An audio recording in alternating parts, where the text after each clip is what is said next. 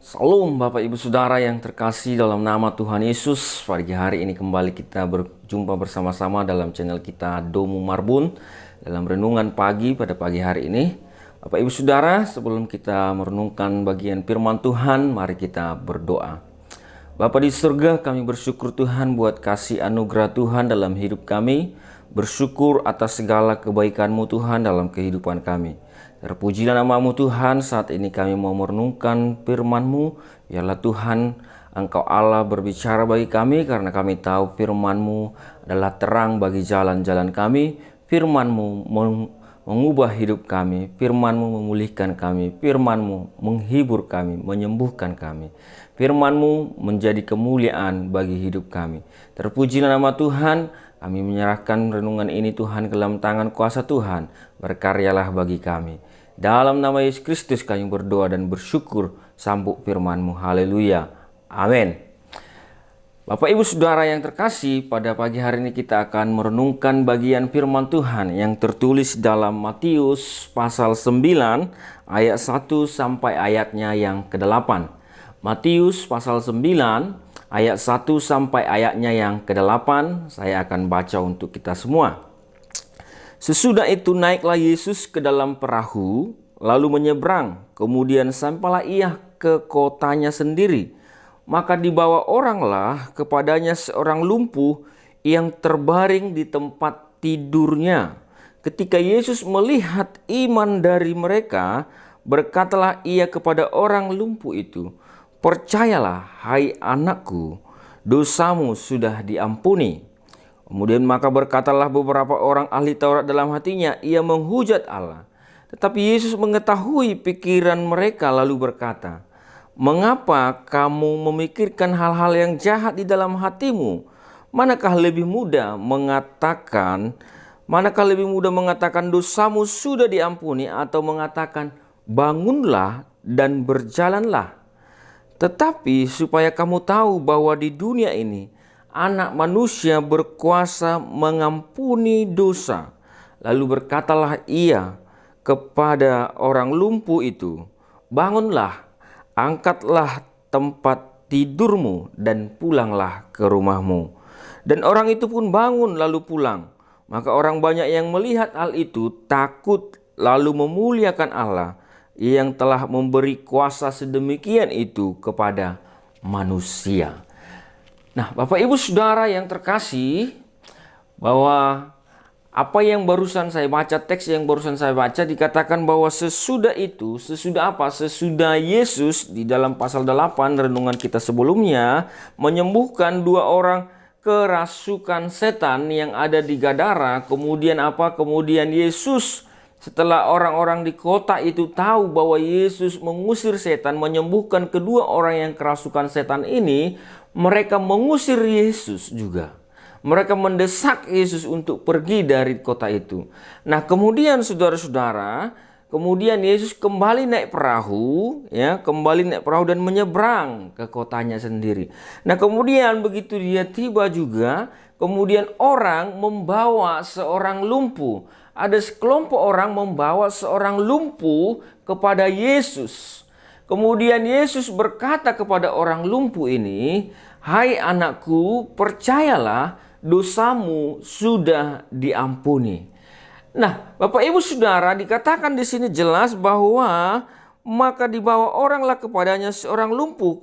Kemudian ketika Yesus melihat iman mereka. Nah, Bapak Ibu Saudara yang terkasih, Yesus melihat iman mereka. Nah, hal yang pertama yang kita pelajari adalah Yesus melihat iman mereka. Yesus melihat iman orang-orang yang membawa orang lumpuh ini kepada Yesus. Artinya Bapak Ibu Saudara, Yesus memperhitungkan iman orang-orang yang membawa orang lumpuh ini. Yesus memperhitungkan iman orang-orang yang membawa orang lumpuh ini kepada Yesus. Berarti Yesus memperhitungkan iman komunitas, Bapak Ibu Saudara. Nah, Bapak Ibu Saudara, oleh karena itu perlu kita belajar bahwa apa? Bahwa komunitas kita itu akan mempengaruhi juga kedekatan kita kepada Tuhan, Bapak Ibu Saudara. Amin. Nah, Bapak Ibu Saudara, iman orang yang membawa kepada Yesus diperhitungkan oleh Yesus. Ketika Yesus melihat iman orang yang membawa itu, iman mereka. Bapak Ibu Saudara, seperti apa komunitas yang kita miliki? Apakah komunitas orang-orang beriman atau komunitas seperti apa Bapak Ibu Saudara?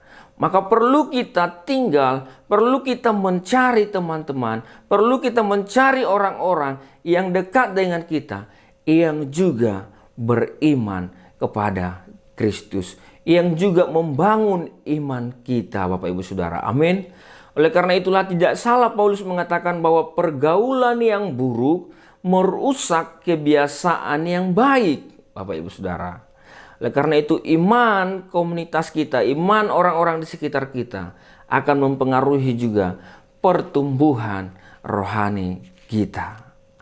Nah Bapak Ibu Saudara, itu yang pertama. Yang kedua dikatakan dosamu sudah diampuni. Kemudian dikatakan di dalam ayatnya yang ke-6 itu Bapak Ibu Saudara, dalam ayat yang ke-6 bahwa supaya kamu tahu bahwa anak manusia berkuasa mengampuni dosa. Nah, Bapak Ibu Saudara, di sini Yesus sedang mengklaim kealahannya ketika orang-orang Farisi mempertanyakan waktu Yesus mengatakan dosamu sudah diampuni. Yesus mengatakan bahwa supaya engkau tahu bahwa anak manusia berkuasa mengampuni dosa. Artinya Bapak Ibu Saudara, Yesus berkuasa mengampuni dosa.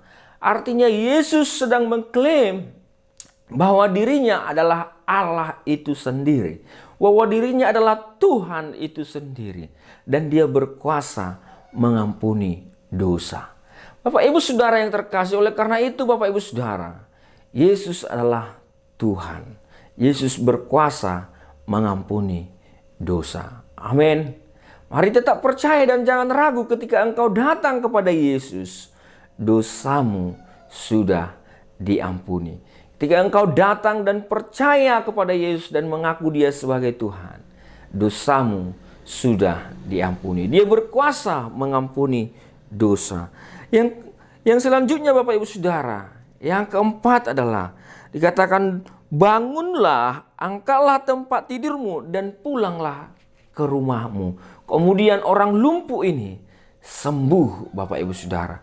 Nah Bapak Ibu Saudara, apa yang kita belajar dari sini? Yang pertama tadi bahwa apa? Bahwa iman orang-orang yang membawa orang lumpuh itu diperhitungkan oleh Yesus.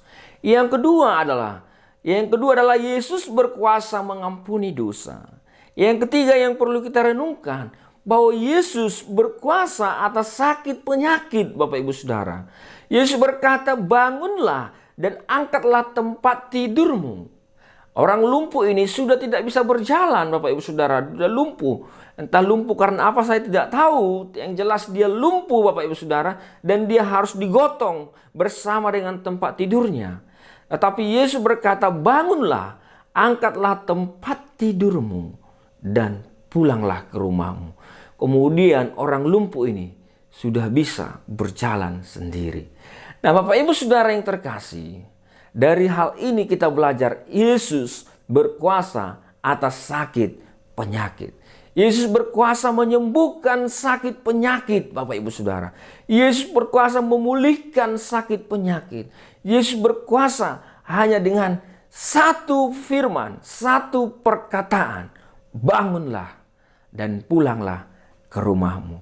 Bapak Ibu Saudara, mungkin engkau juga saat ini sedang sakit. Mungkin engkau juga saat ini sedang lemah badannya. Bapak Ibu Saudara, ketika engkau datang kepada Tuhan, Yesus berkata kepadamu, bangunlah dan pulanglah ke rumahmu.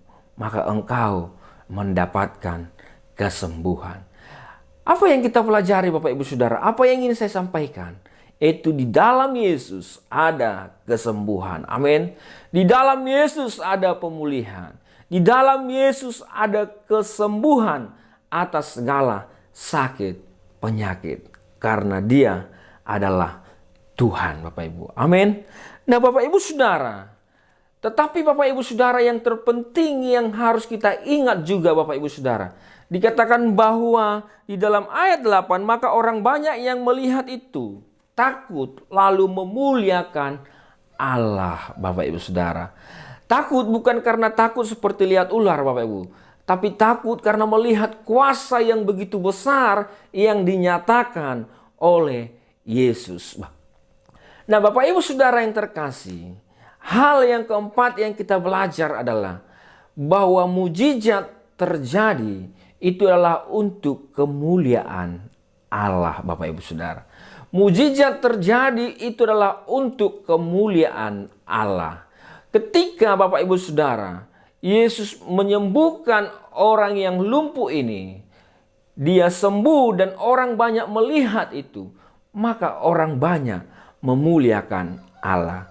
Maka Bapak Ibu Saudara, ketika Yesus menyembuhkan sakit penyakitmu, ketika Tuhan melakukan mujizat dalam hidupmu, ketika Tuhan melakukan hal-hal yang spiritual, yang spektakuler dalam hidupmu, maka seharusnya namanya lah yang dimuliakan. Amin. Mujizat itu bertujuan untuk kemuliaan Allah. Jika dalam sesuatu terjadi, walaupun itu hal yang besar, hal yang spektakuler, tetapi kalau itu tidak mendatangkan kemuliaan Allah, maka itu bukanlah mujizat Bapak Ibu Saudara. Mujizat selalu mendatangkan kemuliaan bagi Allah, bukan bagi diri kita. Amin Bapak Ibu Saudara. Nah, Bapak Ibu Saudara, renungan kita pada hari ini, Yesus menyembuhkan orang lumpuh. Yang pertama kita ingat adalah bahwa iman orang-orang yang membawa itu, iman komunitas diperhitungkan oleh Yesus. Yang kedua, Yesus berkuasa mengampuni dosa karena Ia adalah Tuhan. Yang ketiga, Yesus berkuasa menyembuhkan sakit penyakit kita. Dan yang terakhir Bapak Ibu Saudara, mujizat terjadi untuk kemuliaan Allah. Terpujilah nama Tuhan Bapak Ibu Saudara. Oleh karena itu Bapak Ibu Saudara, mari kita datang kepada Tuhan. Mari kita senantiasa datang dan percaya kepada Yesus. Amin. Mari kita berdoa Bapak Ibu Saudara. Mungkin ada Bapak Ibu yang sedang bergumul, yang sedang sakit, yang sedang lemah imannya, yang sedang berbeban berat. Yesus berkata, "Akulah akan memberikan kelegaan bagi mereka." Mari datang kepada Yesus Bapak Ibu Saudara. Mari kita berdoa. Bapa di surga, kami bersyukur Tuhan buat firman-Mu mengajar kami bahwa Engkau Allah yang memperhatikan iman orang-orang yang ada di sekitar kami. Memperhatikan iman orang-orang yang mendoakan kami Tuhan. Kami juga berdoa Tuhan, Engkau juga Allah yang memperhatikan, yang berkuasa Tuhan atas sakit penyakit. Berkuasa atas dosa.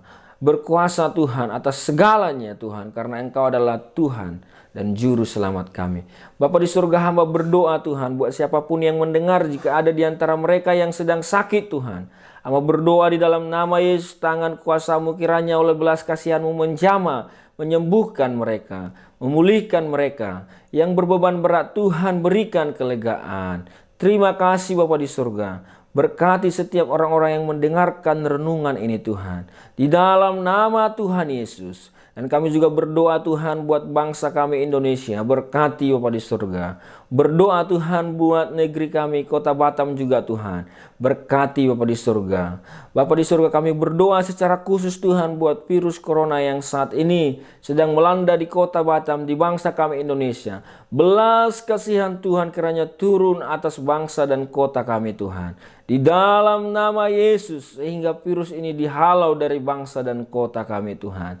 Terpujilah nama-Mu Tuhan. Kami berdoa dan menyerahkan hidup kami sepanjang hari ini. Berkatilah kami Tuhan. Dan biarlah nama-Mu dimuliakan atas hidup kami. Dalam nama Yesus Kristus kami berdoa. Haleluya. Amin. Salam Bapak Ibu Saudara. Selamat pagi. Semangat beraktivitas. Tuhan Yesus memberkati kita semua. Amin.